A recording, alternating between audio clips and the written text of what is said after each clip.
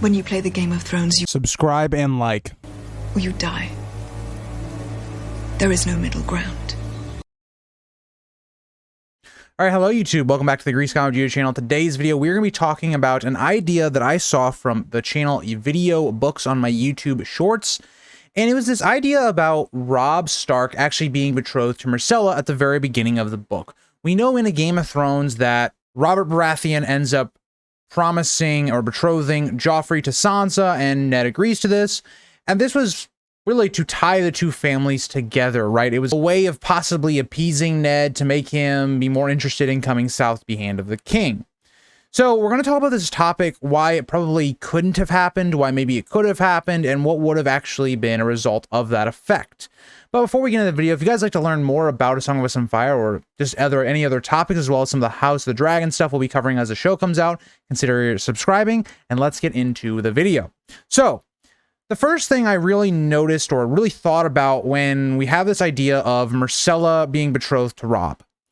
One, it does actually make a lot of sense, given the fact that Marcella does seem to like Robb quite a bit. It's actually foreshadowed in the beginning of the book when they're at this feast. Marcella seems to be kind of like shy and very attracted to Robb. So there already is an attraction, at least that way of it, from Marcella liking Robb. I don't think it's ever mentioned what Robb ever thought of Marcella. So who knows on that? But I think Robb, if he was told, oh yeah, you're going to marry this girl, I don't think he would have any problems with it. But the thing I find to be the more compelling route of this is, what would Cersei do? We know that Robert was able to worm Joffrey away from Cersei enough to where he was going to have Joffrey marry Sansa, and she didn't really have any say in it. So the question would be, what would Cersei do if Robert thought, hey, let's also betroth Robb to Marcella?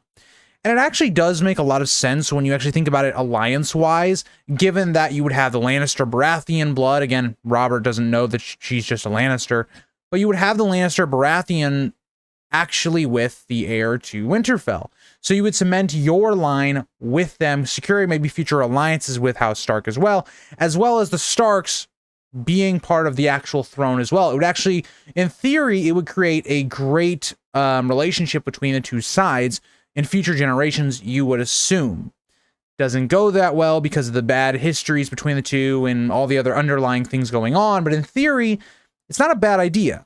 And so when we go further in this, right, let's say that Cersei doesn't get her way, that she allows Marcella to now have to live in the north and all of that. What comes of this? Again, this doesn't really have any like big repercussions early on in the story. Again, everything's going to happen pretty much the exact same. But the only difference is going to be Marcella is basically going to become almost a captive, right? Like we see with Marcella when it comes to like Dorne, for instance. If Dorne was ever going to rise up against the Lannisters, they had Marcella there. So the difference is going to be also, if you look at Robb, he actually has a claim to the throne through Marcella as well. There's always this underlying thing, like what was going to happen when Robb won? Right? Was he going to go back up north? And in this scenario, with having Marcella, you actually have that claim. But the thing that also is paramount here is, does that impact anything that's going on with what happens down south? Right? So like, does Cersei, for instance, actually imprison Ned? And then does she take more precautions to not let Ned die? Because in Cersei's mind, you could be thinking, okay, well, you kill Ned and Marcella's as good as dead, right? That's possible. So there's a lot of things that kind of open up when you look at the idea of hostages, because if you even look at further on in the war, at one point, Robb would actually have both Marcella and Jaime. Now, what I think would be the most interesting one, I think the one that would happen that is the most realistic in this scenario, is because Robb has Marcella and he's betrothed to her, that would probably be broken just based upon the fact of the Lannisters killed Robb's father and all of that, and now are prompting war, and have Sansa and Arya captive, or that's what they believe anyway, even though Arya hasn't really been heard of in a while. What would end up happening, in my opinion, is instead of Jaime being traded for the girls, I think Robb would consent to Marcella being traded for either Sansa for Sansa. That would, I think, what would eventually happen, because Cersei would want Marcella back. Marcella has way more value to her personally than someone like Sansa. And on the other side of this, what is the ripple effect, right? Like, what is that ripple? Jaime at this point will not be released by Catelyn, right? Because the whole point of that was because, oh, she wanted to get her daughters back because Bran Rickon, she believed, was dead. Robb was basically her last child that she kind of had, right? Arya was missing, presumed dead by many people. And so when you look at all these things you put together, in the long term, it's actually very important, because the one thing I've always talked about is the one thing that Robb had going for him, regardless of any of the other mistakes, is that if he had Jaime Lannister, he couldn't really be touched by the Lannisters, right? Because when you think about the Red Wedding, let's say it still happens. Jaime is in the River Run, like, dungeons. It's not like how it is in the show where he's going from camp to camp. The Blackfish would have Jaime in prison. As soon as the Starks were killed, or Catelyn as a Tully was killed at the Red Wedding, Jaime would die, and Tywin would never do that.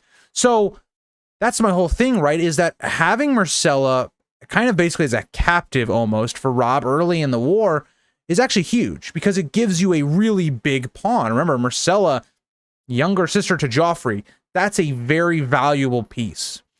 And so being able to trade that for Sansa, who again is just like how it's basically a very fair trade, given that Sansa, Robb's younger sister, same thing.